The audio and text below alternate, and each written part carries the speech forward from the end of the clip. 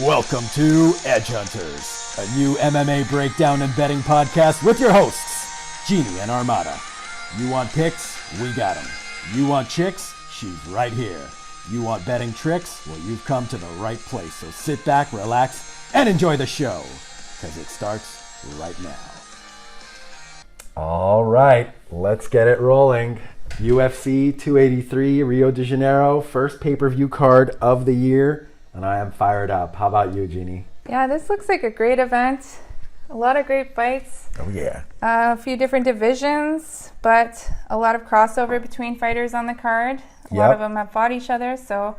That's right. I mean, a lot of Brazilians on this card. And not too many worries about the gas tank. It's at sea level. Good to note. Good to note. But anyone who trains at altitude might have an advantage. Exactly. So we're going to bring you our analysis on this card. And we're going to give you our picks. And at the end, we're going to run through some betting odds. So let's get things started.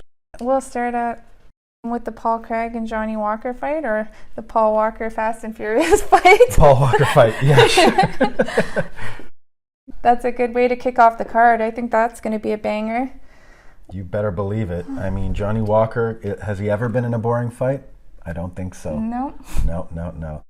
We're all hoping for that barn burner, and we're probably going to get it, although Paul Craig has a very particular style, and he has been training on his striking, but I have a feeling that if he gets hit a couple times by Johnny Walker, that he'll go back to his old ways, pulling guard, trying to, putting himself into a sticky situation to try to sneak out a sub. For me, it's just a question whether he can get him down, and I do think he's going to do some damage here. Yeah, you think he might? Actually, we were talking about the odds earlier, and you'll hear that a little bit later on in the show, but it is very juicy for Paul Craig to finish with a knockout.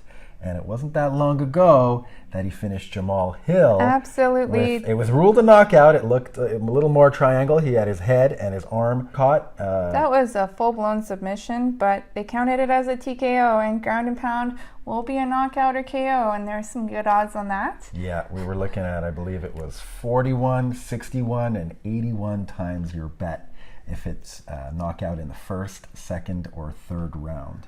So pay attention to that. If you think that might happen, then that's very juicy. 41, 51, and 81x. But more important to note is that he absolutely dismantled the current title challenger, Jamahal Hill. Right. So, I mean... that kind of stands out to me. We were going to get into the odds a little later, but that being said, he's still an underdog here in this fight against Johnny Walker. And a lot of people are saying that, Johnny's been... rounding out his skills, getting his ground game, making it a bigger part of his arsenal so that he's not, just relying on the firefights. And Paul Craig, similarly, has been working on his striking. So I might say I'm a little surprised at these odds, considering Paul Craig is on more of a roll lately. I think he lost. He was picking up steam with the Hill fight, but I think his recent fight might have been a loss. Right, well, I don't think he's won 3 in a row or anything like that, so it could be worth taking a quick peek here. So is he going to correct that? Pulling it up here. So his last, he did lose his last fight to Volkan Ozdemir. But decision, that's worth noting. Usually there's no time for Volkan Ozdemir, but this time he had the whole 15 minutes to make his statement. 3 finishes before that. Right, or 4. Nikita Krylov, submission. Triangle choke. Jamahal Hill ruled a TKO, elbows and punches, but again, it looked a little more triangle chokey to me. Hua's a legend, but he's past his prime. He beat him by TKO, second round, midway. And Antigulov, he also beat by triangle choke. And previous to that, Hill win, though, was really impressive, and what impressed me almost more was the mental focus he was portraying at the beginning of the fight during the walkout. Razor sharp. I think he's got that Braveheart thing going on. Got the eye of the tiger. Yes, he does. So to me, that was my pick. And even though I've been swayed back a little bit as fight week has progressed, I do think that Craig's going to get the win here and hopefully the finish. Hopefully. Yeah. And for his sake, because if he doesn't, Walker, I don't think he's going to win a decision. We know Walker's making adjustments, but he's just very unpredictable, and it's tempting though. I mean, you saw him throwing those kicks, how far he's able to keep his opponents with those rangy legs of his. He looks like a giant against any of his opponents. I can't wait for this fight. It's exciting. A great way to start the card. He has great physicality. Indeed. But after you showed me the worm, I just can't pull for this guy. yeah. Celebrating a victory with a one-armed worm while you're saluting the crowd and popping out your shoulder. I think he might have torn it, I forget, but he needed surgery. He was out for some time, and he wasn't the same for maybe a fight or two after that. I think that's why he started getting... Yeah, could have been why he started getting knocked out. Yeah, or been a factor there for sure, but... And then... Against Hill, he had his hands down at his hips before he got knocked out. He wasn't protecting himself. I don't know if you can fully correct IQ problems like that. But I think that's okay against Paul Craig. I think it's okay if he's got his hands low, because Craig is not the best striker in the world. And I'd rather, if I was in Johnny Walker's corner, I'd rather he maybe keeps his hands and himself a little low and worry about a takedown attempt. Or him pulling guard and trying to sweep the legs to pull him in or something. So... I don't think the odds are quite right. I think they should be a little bit more even. And I understand what the odds makers are thinking, but I think there's something to be said about momentum here. Yeah. All right. Craig is a finisher, though, and I think he's a mentally strong fighter, and he's going to get it done. Okay. Well, if we're talking about bets here, I think I'm going to go on a few of these fights. I have a hedging strategy, and I may employ it here. I'm not entirely sure yet. So my main bet is going to be for Johnny Walker, I think. God, how can I still not be sure at this point? I like Craig 2.7 to win. That's pretty good. All right. Well, I'm going to do a hedge on Paul Craig for a TKO or sub at 3.25 because I don't see him winning a decision. So you're going Walker to win, possibly hedge on Craig sub TO. Do you think Walker will knock him out? I think Walker's going to overwhelm him. I think Walker is matured now, and I think he's going to make fewer mistakes than he has in the past. I think the mistakes he makes are mistakes that you don't want to make against good strikers, and that's why I think he can be himself a little bit more in this fight, and maybe that's why the odd makers have him as a heavier favorite than I think he should be. Yeah, that might be a factor. So next shall fight, we move on? You betcha. Okay, the women. Lauren Murphy, Jessica Andrade, two fighters who both get hit. Yeah, but I still don't get your enthusiasm for Murphy here. I think that these odds should be much closer. She's pretty much fought the who's who of the flyweight division. She's gone from basically fighting a bantamweight in her last fight, a big win over the former bantamweight champion Misha Tate. And Andrade is a natural strawweight, although she's fought in 3 weight classes: strawweight, flyweight, and bantamweight. And you told me that you're thinking that, correct me if I'm wrong, as I recall, you think that Andrade is a little bit small for the division because she's moving up now, so that could be a disadvantage to her, and Murphy's a little more comfortable in 125? Yeah, I don't think she's fully found her footing at 125 yet. We still have to see how it's going to go for her. See, I think that maybe, correct me if I'm wrong again, but I'm pretty sure she gets a little gassy towards the end of her fights. End of round 2, round 3, she's struggling, and coming into round 3, it's... Murphy? I'm talking about Andrade. Oh, both of them might gas. But not as much of a factor in Rio, but... And it's a 3-round fight. Andrade has had, I think, more titles. Like, Lauren has only fought for the title once. We were talking about that earlier. She's had way stiffer competition. And more 5-rounders. So I think that Andrade at 125, having more of a gas tank available to her with those 10 more pounds. And she looked great at weigh-ins. She did. She looked happy. She looked like, like she wasn't in need of rehydrating right away after the weigh-in. My first instinct was maybe to bet on Murphy, and I got too distracted by these good odds, but I just can't do it. Well, when I got thinking about it more, it's pretty... I think a better bet on this fight would be to go... FGTD. Fight goes the distance. Yeah. That is not a bad idea. Andrade is a killer, but Murphy's tough. She's never been finished, only by Valentina. That's right. She's only been finished once, and we know. And we know Murphy's not going to finish Andrade. So Nope. the fight goes the distance. I mean, Andrade might finish her, but at those odds, I think it's worth the risk. Yes. It's almost even. Those are nice. It's even if you take away the house edge. It's 183 to 183. Close to 2 there, yep. It's a big house edge, though. 17 points on each. But that might be worth checking some other sports books. Sports books we mess with here at Edge Hunters are Bet365, Bet99, Sports Interaction, and being the Quebecers that we are, we may delve into mise au jour once in a while just for shits and giggles and to make fun of how uncompetitive they are in the odds landscape.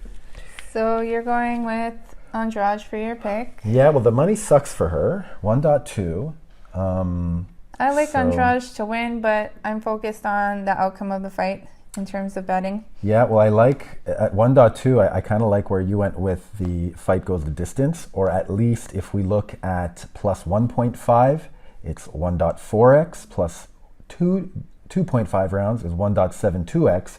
So if that's kind of a safe bet that I like to make sometimes when I'm thinking of saying fight goes the distance, I'll take the plus 2.5, shave off a little bit of my value, in this case, 0.11. From 1.83 to 1.72, and just in case that fight gets finished in the last 2.5 minutes, you still win something. Yeah, I know Andrade is like an anomaly, like in terms of women fighters, but there must be like some unwritten percentage about women's fights going to decision, where that's often just more likely right off the bat. And that's usually why we see the odds so poor for the value being so poor when you choose that a fight goes a distance for a women's fight. And here, because of Andrade's ability to finish fights in general, the odds are even, and I still think that Lauren's not getting enough respect from her durability standpoint here. So yeah, I think love she's your pick. A little underrated, and she called for this fight, so hopefully she gets what she wanted. Yeah, I'm putting that down for myself right now. Fight goes a distance, and just because it's so juicy, 7.5 for Lauren Murphy by decision. Could be a sprinkle for me. Oh yeah, that's a good 7.5x. She could tire her out. She could grind her against the cage. She's known taller. For her razor close decisions. Yeah, that's it. She could squeak one out. The judges might get this one wrong, as they often do. I'd be shocked if she finished Andrade, like legitimately, but she won't. I'll put my life on it. Can't rule her out. Well, you can never say never. But I'm going to put a little something on there just to say I did. Okay, so moving on. Moving along. Gilbert Burns, Neil Magny. This fight should be pretty boring, actually, now that I think about it. Neil Magny is in a lot of boring fights because of his style. No, but I think he's... you know what, though? No, they've only got... You think he's going to dictate the... Well, let's take a look here real quick at the reach, because I know as far as height is concerned... Burns is my most surefire pick on this main card, and if he doesn't get it done, I'll be very surprised. Yeah, Burns, it's really hard to go against Burns here. When I think about him, a recent comparison I made was him and Dustin Poirier. He fights the who's who, anyone, anytime, and he's had a lot stiffer competition than Magny lately, and he's pretty much right there, champion level, and I think he's just on another level. You're right. He's just, the last 5 years, you can't really compare the competition that these guys have faced. Burns is just really facing the who's who in the division. Like, what's Magny going to bring for him that he hasn't already seen recently at that?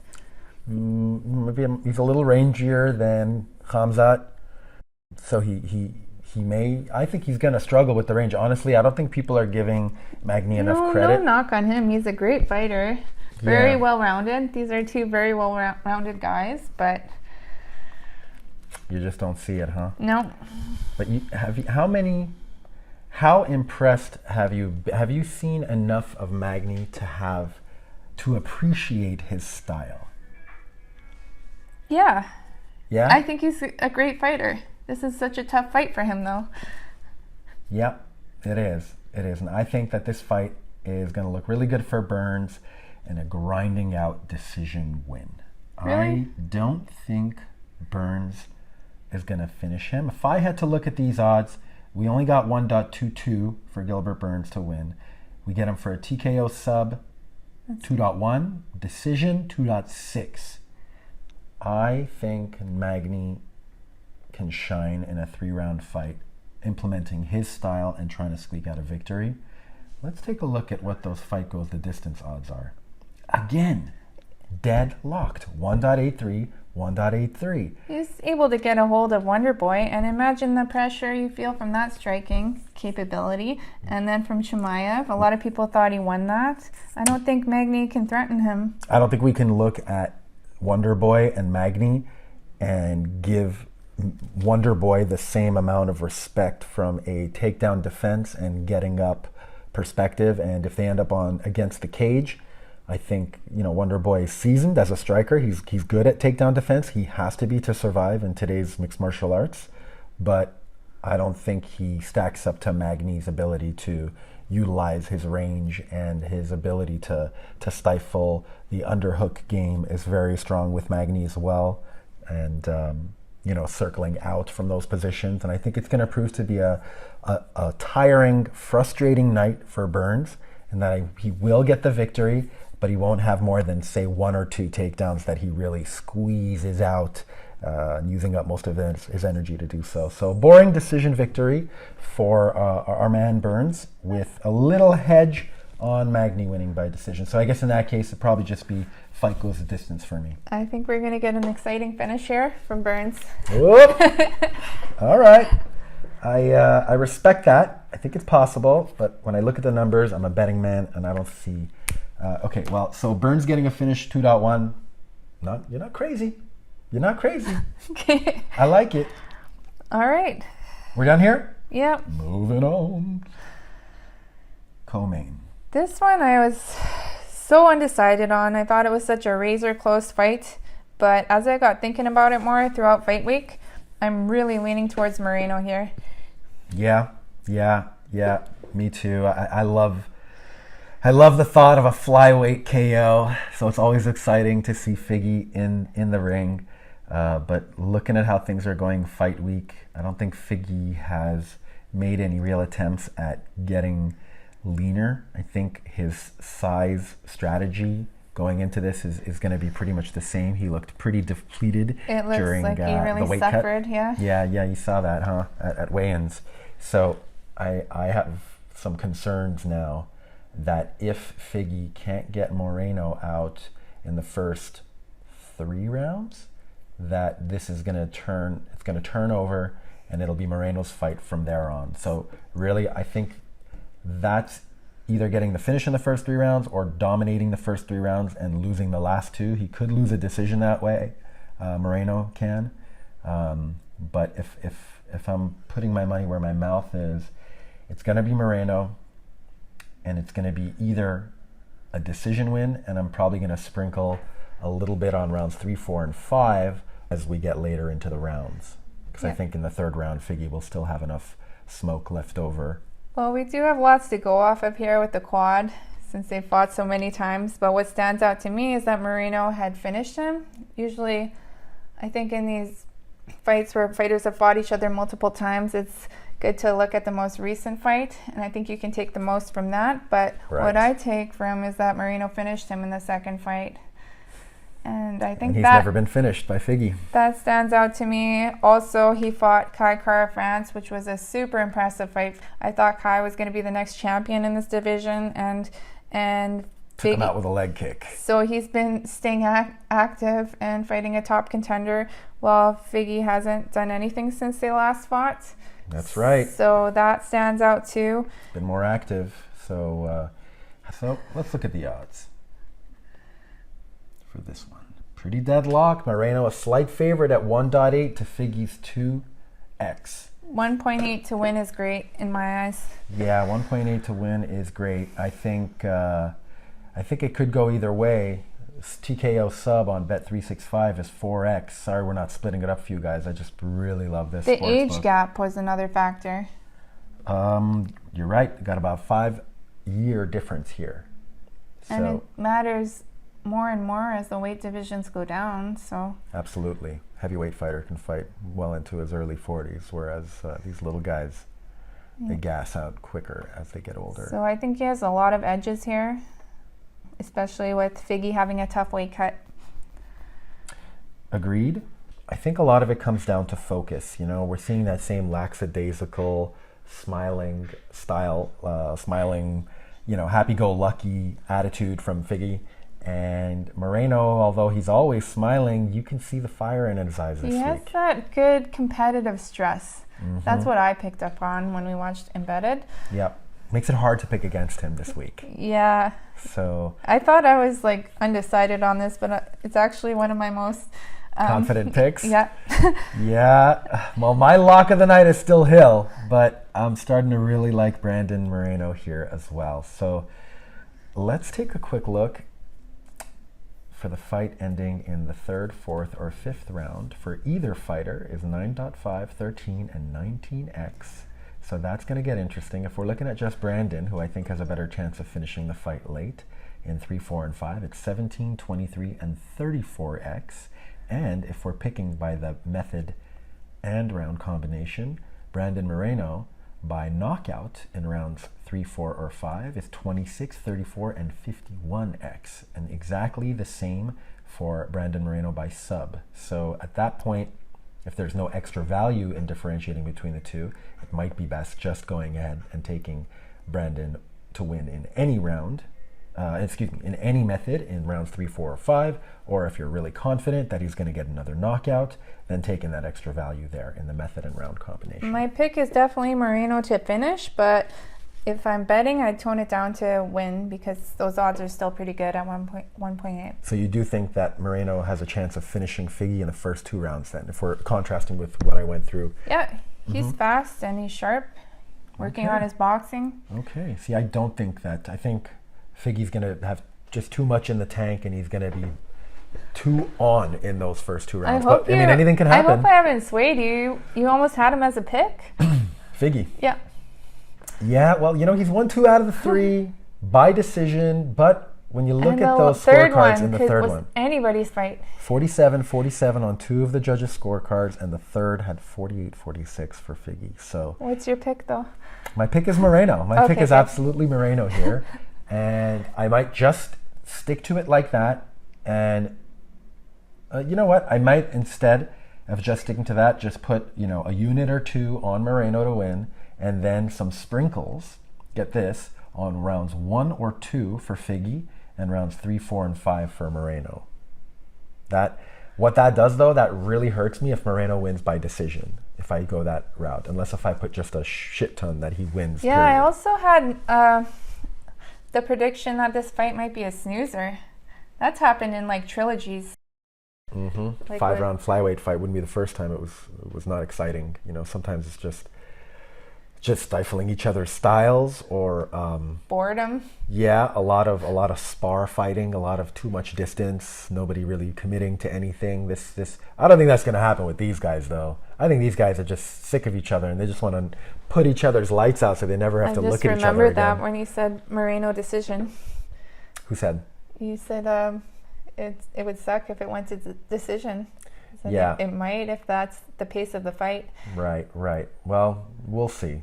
I do think that if the fight slows down, it'll be more because of Figgy. Yeah. Yeah. We're good? Yep. Let's move on to the main event. Ooh,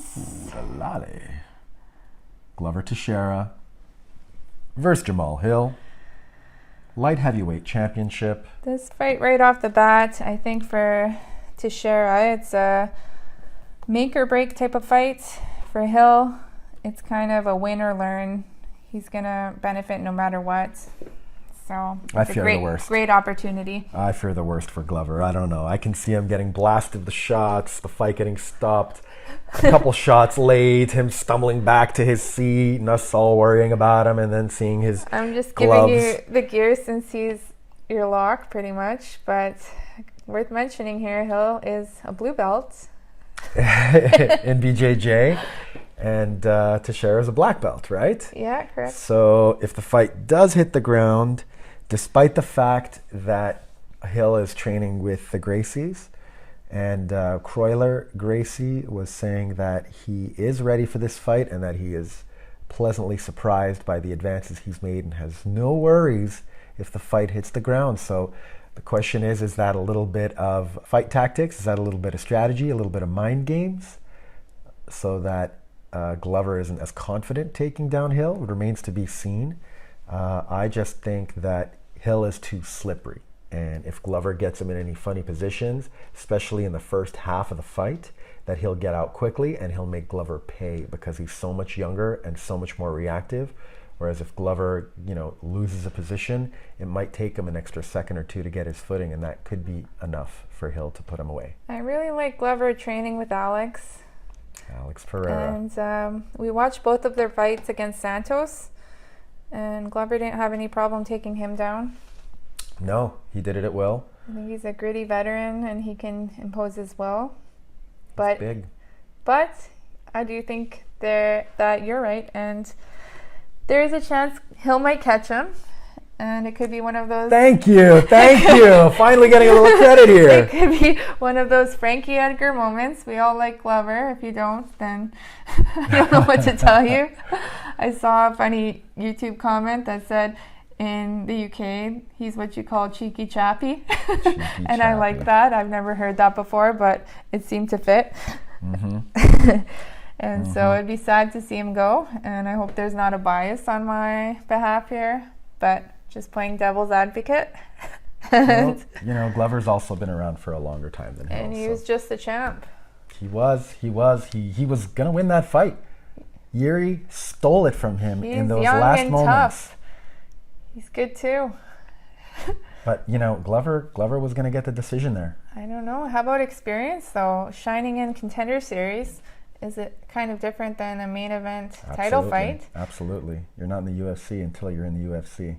Yeah, these are two very different fighters as well. Different levels of competition that they've faced. Yeah, but the young athleticism might come into play. Hill's good. He's going to do great things. He's got a good future. He's my lock of the night. I'm all in on Hill. All in on Hill. I'm not putting... Giving you the gears. Okay, if I'm playing devil's advocate on myself, Yeah. I would sprinkle a little bit on a Glover round 4 or 5 victory and maybe a decision. Glover decision, Jamahal Hill decision being 8x and 9.5x respectively, which I think is a little too high, just a little bit. And Glover to win in rounds 4 or 5 is 26 and 34x, so a nice little sprinkle opportunity there. Because if I recall correctly, even in the last 2 rounds, Glover did have a chance to finish against Yuri Prohaska. And time is definitely not on his side, so... No, it isn't. He's older than me. That's saying something. So that's where I stand on this. Jamahal Hill for the straight victory. And if you want to do any sprinkles on Hill, I would go with an early KO. Man, I'm excited. Oh, me too. I can't wait for this fight. I can't even bet on that one. I would think maybe the fight ends in round 2 or 3. That's what I was leaning towards if I had to bet on this fight. Either direction? Yeah. Okay. But yeah. other than that, I can't bet on it, and the odds aren't very good anyways. I think maybe if you're going to go Hill, maybe go 2-3 and then Glover 3-4. If that's where you're sitting, I don't know why. I just feel like Glover, because of the questionable gas tank on Hill, despite Glover's age, we've just seen him do better or have more of those 5-round fights. So just from an experience standpoint, I think there might be some danger there, like you said, in that middle range. So you're betting a lot on this. I don't even want to bet on this fight. If I had to, I would pick round 3 finish. Okay. Either fighter. Yeah. Which will net you 7.5x. And my pick, just to be a shit disturber, is going to be Glover. You know what? You're going to eat those words. Glover to win. Glover to win. Ugh, I can't even say it. Well, I think we're just about done here. Yeah, thank you guys for tuning in. Yeah, this is a lot of fun. Hopefully help get you guys pumped for the fight. Win some money! And maybe win some cash. Yeah, we're calling this... We'll see if I end my bad 2022 streak there. Yeah, no, we're starting fresh for you, and I'm hoping my streak continues because I ended the year pretty good. not only in MMA, but that's a conversation for another day. Until then, thank you so much for tuning in. We love you. We love this. We hope you guys love it too. And hope to see you again soon.